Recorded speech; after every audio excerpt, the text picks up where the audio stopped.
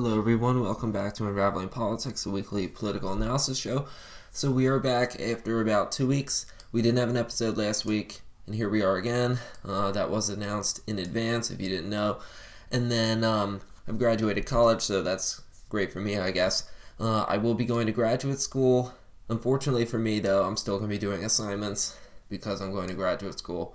Anyway, that's enough about me. If you are watching on YouTube, obviously you can see me. Yes, this is what I look like. This is my basement, and hopefully you all enjoy. I thought I'd give the video a bit of a try. We'll see how it goes. There's no guarantee we'll keep doing this. Alright, on with the show. So let's start with a speech that President Trump made last week. It was about 20 minutes of mostly, and I hate to say this, especially if you're a Republican and you're listening, it was mostly lies and exaggerations. But we'll go through piece by piece so you don't have to listen to it. It wasn't really remarkable because he talked about the horrors of the last administration, which, if you don't know me, I mean, I got this here. It is, I'll let you figure out who it is. So I'm not a big fan of the last administration, but he recalled some of the achievements of his administration, like action on the border, and Trump said that Biden needed Congress to pass a bill, always blaming Congress, and with that he was right. He also touted defeating drug cartels and liberating Washington, D.C. He also claimed that drugs coming into the country have dropped 94%, and that we have now the strongest military in the world. I guess that's true. And he also settled 8 wars, brought peace to the Middle East, and restored the economy from ruin, according to him. He said the price of eggs is down 82% since March, and the price of turkey is down 33%. Not so sure about that, but he's also been saying that 100% of the jobs have been created in the private sector, with new jobs being created in factories, mines, and construction workers. And that might be true, but that with the federal government, but state and local governments are still hiring, of course. He touted AI investments in $18 trillion in investments from oil companies in overseas countries, most of which is vague and probably won't be delivered. And then he said we were a country, quote-unquote, ready to fail a year ago, and that world leaders are telling him now that we are a hot country, whatever that means. Then he pointed to some things that are coming out in 2026. He said we will see the result of the no tax on tips from the One Big Beautiful Bill. He said there will also be no tax on Social Security. That's not entirely true. It's going to be a tax credit as opposed to, no tax on it. And then he said, I guess that's splitting hairs. He said that 2026 is supposed to be the largest tax refund season of all time. And I guess we'll have to see about that. As for the tax cuts, though, we are, for the most part, already living under the tax cuts that we will see next year, because at its core, the One Big Beautiful Bill was an extension of the 2017 tax cuts. Also, I was a little surprised when he announced that 1,450,000 people in the Army, soldiers, will receive a quote-unquote warrior dividend in honor of the 250th birthday of America. They're going to be getting $1,776 for Christmas, and this will cost the Treasury about $2.6 billion, and he said that that is coming from the tariff revenue. He also said that we have had record enlistment this year, and 2024 was in fact a bad year for enlistment. In fact, Biden's whole presidency was bad for enlistment, so he was right about that. It has been dropping for decades, and it did rise this past year. They actually had already met their recruitment targets. They met it way back in the spring. And then I was a little surprised and a little confused when the president said that they were working on dropping prescription drug prices by 400%, which would make no sense because a 100% price drop would be free. So to go negative wouldn't make any sense. And he said that there's going to be a Trump RX website that will launch in January. In fairness, I think this could be quite interesting. We don't know what it's going to include. I'm not sure if it's going to be a site where you're going to directly buy prescription drugs or if it will be a hub that you can use to link with other places. Also, he talked about the Affordable Care Act and the subsidies. He called it the Unaffordable Care Act, and we'll talk about that later on, and at least the politics of it. As for energy, he declared an energy emergency back in January. He touted lower gas prices, and to his credit, gas prices have been lower most of the year partially because other countries have increased their production and because of his slowing global economy. Where he was wrong is that he said that gas was below $2.50 in much of the country. AAA on the day of his speech had the national average at $2.90 a gallon, and it was only 3 states were below $2.50 on the day of the speech itself. And he said that gas was below $2 in some areas, and that is really implausible.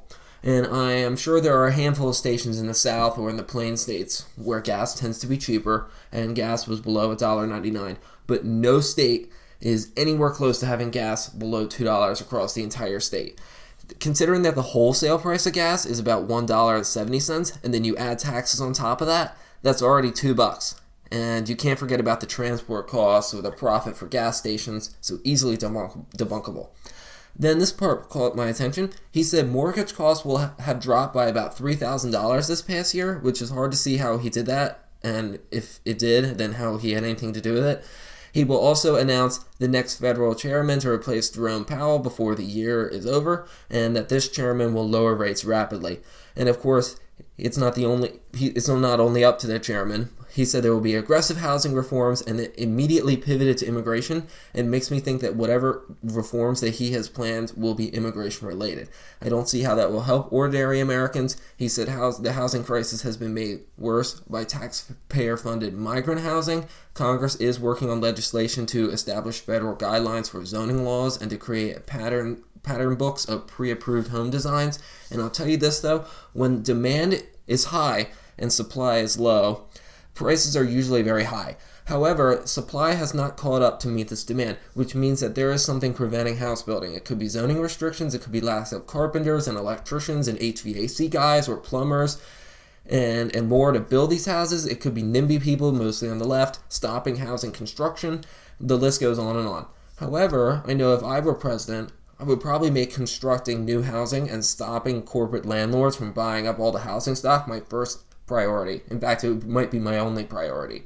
This should have bipartisan support because, one, the left hates large companies and wants housing to be more affordable for low-income people, and on the right, conservatives want more housing because people who own homes tend to become more conservative as they get older. The idea that you make future voters down the line. Also, people are saying that if people spend, let's say, instead of $2,000 a month on housing, but instead spend $1,600 a month on housing, whether that's rent or mortgage, I'm just making those numbers up, that's an extra $400 that could go into other areas of the economy. And if you think about that every single month across millions of people, it should be an easy win. He also touted reverse migration. I think that's one of the biggest accomplishments of the Trump administration of this last year. Apparently 2 million people have already left our country, and we are projected to have a declining population for the first time ever. I think it's implausible that almost 1% of our population has left, because that would imply a tighter labor market, which unfortunately I am all too aware of now that I'm in the labor market. It's definitely not the case that we are facing a tighter labor market. And I think you get the basic point. And I also noticed after the speech was over, because I texted a few people and I said Democrats are going to have a field day with this one. And the California Governor Gavin Newsom wrote, "This all could have been an email." And then this tweet here I thought was quite funny. I'll put that on screen right now. If you're listening to the audio podcast, it just says Trump tonight and then about 200 me's. If you've been living under a rock, basically Gavin Newsom is the proverbial leader of the opposition here in the States. I don't think he's really the best champion for Democrats for various different reasons I talked about before, but here we are. So what is the purpose of the speech? Well, Trump's approval rating has been, to put it mildly, suboptimal. Recently, it was about -12 according to the Silver Bulletin, and on immigration, Trump's base issue, it's about -8. His approval rating on the economy is about -18, it's about -17 on trade and tariffs, and it's about -28 on the cost of living. Needless to say, he's a very unpopular president. Alright, let's move on to the healthcare plan Congress has been trying to negotiate. Trump referenced this in his speech at the White House on Wednesday last week, and I talked about this in our last episode 2 weeks ago. There are Obamacare subsidies that are supposed to expire at the end of the year, so in less than 2 weeks, these premiums are supposed to rise dramatically. Brian Fitzpatrick is a Republican from Pennsylvania. He's from Bucks County.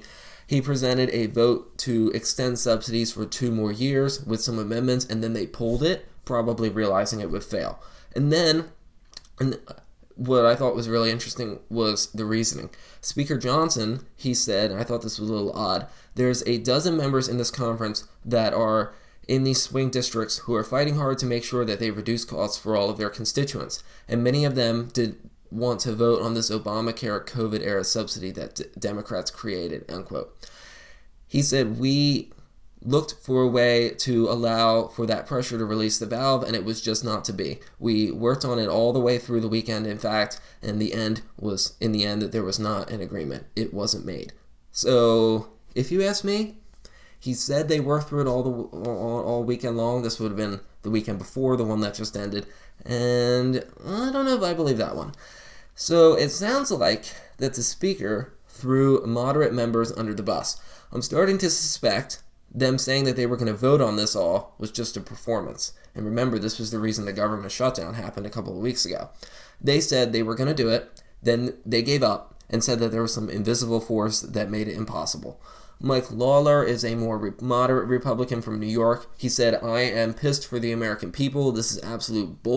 And it's absurd. Everybody has a responsibility to serve their district and to serve their constituents. You know, it's funny, 3/4 of the people on Obamacare are in states that Donald Trump won. So maybe, just maybe, everyone can look at this and say, how are we going to fix the healthcare system? And I totally agree. However, I don't think we should be patching the system by passing these subsidies. Instead, we should be trying to fix the whole healthcare system. And now, how do we do that? I'm not entirely sure. I think a public option would be a good idea where the government offers a healthcare plan at a cost that consumers pay per month or per year, maybe through employer deductions like every other insurance. I'm not so sure. Apparently, Mike Lawler, Politico, reported this. If you're interested, he was screaming his head off in the GOP leader's office last week. That's linked down below if you're interested in seeing that. Not sure if I totally believe it, but, you know, more drama if that's your thing. Then what I thought was really interesting is, if you remember our last episode, we talked about the undermining of Speaker Johnson. GOP centrists essentially bypassed the speaker and used a discharge petition, the same thing that forced the early release of the Epstein files, to get a bill to the floor, which will occur in early January. And obviously that's going to be too late for the people who need these premiums to stay the price that they're at. But it does keep the issue on the agenda for the foreseeable future. The 4 Republicans that sided with the Democrats, they're obviously doing this for political purposes. Some of them, like Ryan McKenzie in Pennsylvania, are in vulnerable districts and could actually lose their seats next year. This, of course, is yet another sign of the authority of the Speaker being eroded day by day. Speaking of Johnson's authority, just before Congress adjourned for Christmas last week, but just before they adjourned, there were some rumors that Representative Marjorie Taylor Greene would try to oust him as one last, FU to the Republican establishment, and that didn't really go anywhere. So for now, it looks like Johnson is going to stay as Speaker for the near term. And of course, Marjorie Taylor Greene denied that she was doing this, but we know she tried to do this in 2024, and I absolutely believe that she would try and do it again. And then there's Elise Stefanik and Nancy Mace. They've already publicly aired their frustrations against the Speaker, so it looked like the dominoes were poised to fall. However, since we haven't heard anything else about it, I'm going to assume there was not an appetite for a change of leader at this point. And unfortunately, I was a little disappointed. I was kind of hoping Marjorie Taylor Greene was going to, make her last days in Congress just as exciting as her first days were. Johnson insisted on Wednesday he had, quote-unquote, not lost control of the House, blaming the GOP's thin majority. Except here's my thoughts. This is where the rhetoric does not meet the reality. He has essentially lost control, or at least some control. Normally, the Speaker's authority is fairly ironclad, but think about this. This is the second time in the last month that his authority has been undermined by rebels. Normally the rebels are on the right. However, these rebels were on the center. So there's growing evidence that Johnson has lost both wings of the party. Speaking of the midterms, in the week I had off, Jasmine Crockett, a representative from Texas, announced her Senate bid. The right has been targeting Crockett all year long for good reason, because she is an idiot. And the National Republicans, they tried to get her to run by releasing polling that showed that she would win a Democratic primary in Texas. And since the Republican candidate is going to be very weak next year, whoever it is, they're going to be weaker than usual. And this is a blue wave. Democrats picking a strong candidate was essential to winning the Texas Senate seat, which they haven't won in over 30 years. So the Democratic primary had two big names they have after Crockett entered and Colin Allred left. James Tallarico is the progressive, so is Crockett. And then, what I think is really weird, James Tallarico is deeply religious, and that might appeal to some swing voters, but there's also, that could turn off some of the Democratic base. So I'm kind of saying Democrats basically threw their seat away next year. They threw that Senate seat away by picking in a conservative state. They either picked a deeply religious, quote-unquote, progressive, or a idiotic progressive. Those are your two choices. And then I don't think either of them are going to be able to win. And this basically means that control of the Senate, they've basically given it up. They will need to pick up 4 seats next year. They need to pick up either Maine, North Carolina, Ohio, and Alaska, since Texas is off the board. So actually they need all of them. And that's a tall order because they haven't won a Senate seat in North Carolina and Alaska in 15 years. And I think they could win between 1 and 3 of those, but not all 4 of them. And I likely think we will go into 2027, a year from now, with a Democratic House, Republican Senate, and Trump as president. Alright, so lastly, the military needs its goals and budget set out every year. It's called the National Defense Authorization Act, and the 2026 version has been passed by Congress, and it was signed by President Donald Trump. Normally, this doesn't get a lot of fanfare, and it didn't this year. It did a couple of years ago because Trump vetoed it, but he did sign the bill. It included a $901 billion budget for the military. It repealed the 1991 and 2002 Iraq War authorizations, and it prevents massive long-term drawdowns of military forces stationed in Europe without European approval. It also includes $400 million of investment for Ukraine over the next 2 years and a restriction on U.S. investment in China. So ultimately, I would consider, other than the fact the budget is almost $1 trillion, I would consider it to be a good bill that I would have voted for. And I think it's incredibly interesting that they included a provision to withhold a portion of the defense secretary's travel budget unless he turned over unedited footage of the military allegedly striking drug boats in the Caribbean and copies of the orders that he issued.